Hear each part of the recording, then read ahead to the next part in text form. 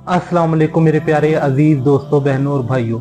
उम्मीद करता हूँ कि आप सब लोग खैर खैरियत से होंगे। और आज जो मैं आप लोगों को कहानी सुनाने वाला हूँ वो बाबा फरीद गंज शक्कर की कहानी है कि उनको शक्करगंज गंज शक्कर क्यों कहा जाता है। इस बारे में जो ना मैं आप लोगों को बताऊंगा, लेकिन मैं नहीं बताऊंगा, ये बरेलवी खुद अपनी ज़ुबानी बताएंगे। यानी बरेलवियों के जो बड़े आलिम दीन हैं मौलाना इलियास कादरी हफ़िज़हुल्लाह ताला, इनके मुंह से पहले हम ये सारी कहानी सुनेंगे और डिटेल से कहानी सुनेंगे कि इन्हें गंज शक्कर शक्करगंज गंज शक्कर बाबा फरीद गंज शक्कर क्यों कहा जाता है और इसके पीछे क्या स्टोरी है। ये सारी स्टोरी आप सुनेंगे मौलाना इलियास कादरी की ज़ुबानी।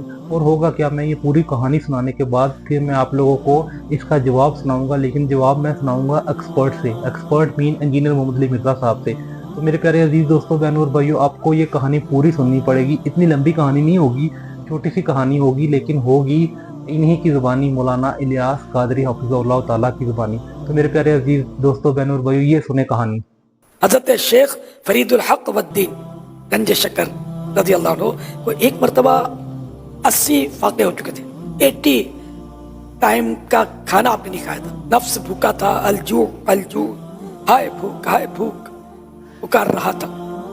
उसके बहलाने के लिए कुछ संगरेज़े ने कंकर, कुछ मतलब स्टोन उठाकर मुंह में डालते शक्कर हो गए।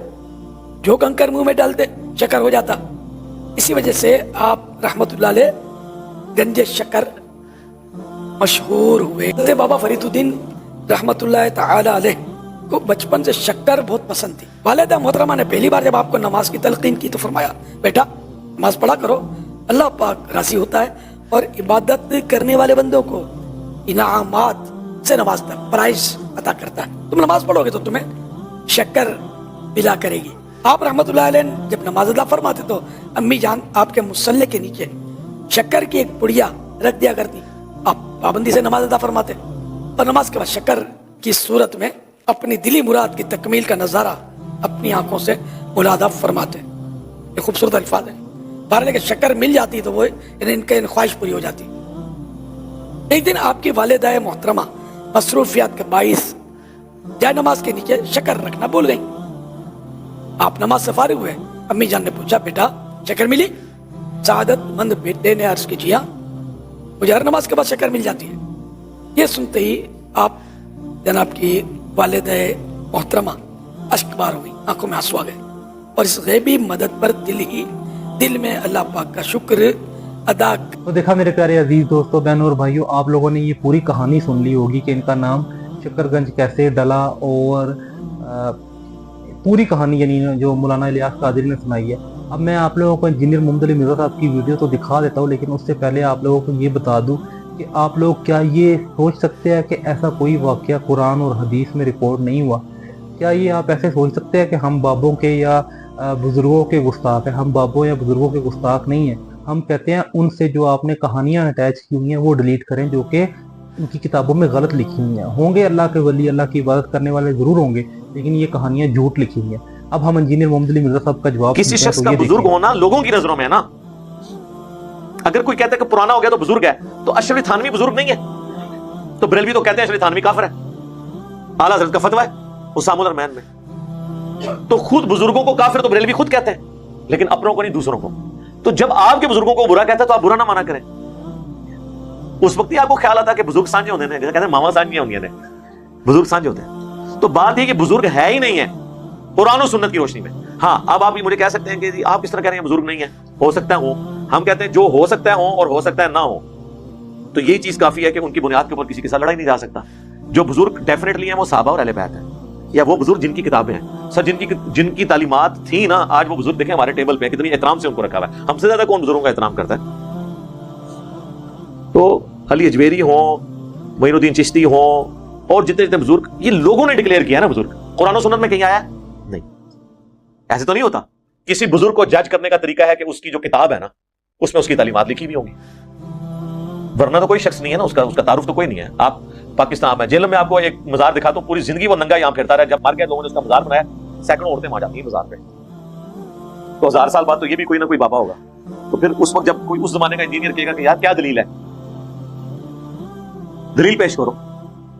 تو آپ پھر بتائیں گے جی ان کی یہ کتاب ہے، اگر کوئی کتاب ہوئی، ویسے نامیاتی تو کتابیں نہیں ہوئی ہیں، اور جن کی کتابیں ہیں نا ان کتابوں میں وہ الفول چیزیں لکھی ہوئی ہیں کہ اس کے بعد تو حسن زن قائم ہی نہیں رہتا ہو سکتا ہے۔